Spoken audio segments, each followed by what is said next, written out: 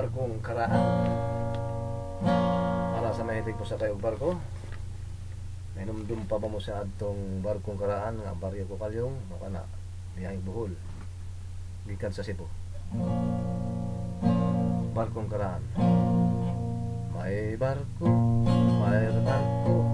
barkong di pasahero, siging kaabirya, kay karaan na kaayo, sa kadto kagabi, sa amo na nga pagbiyahe, daghan kami ang pasahero, anin to at alegre.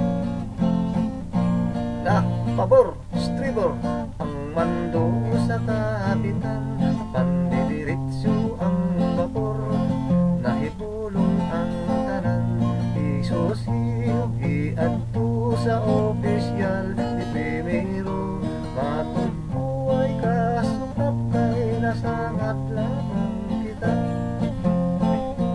Nagluto sila kape para sa pasahero di biyahe, kusina may nagluto kay kubog ang kusinero, ang hino nagyaw-yaw, nagkurog kay gitugnaw, namukaw sa kulinero, gustong magparelibo.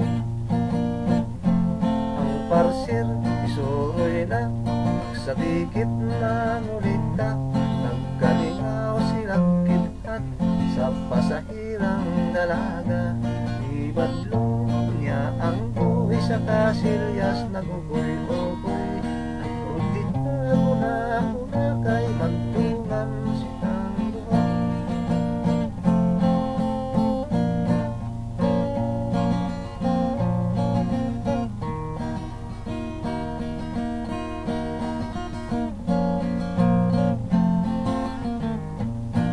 Dampak ang vapor, gamit lang nga napandol, dihiras na mulintang, daghanan na bigay ang kapitan, taranta kung sanay ilabuan, matug kasukap kay nasangat lamang kita.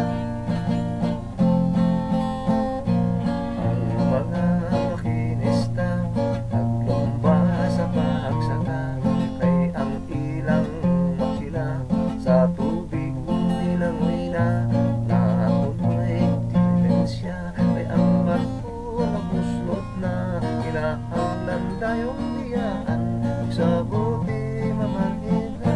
Na, Arya, ay malunod na kita.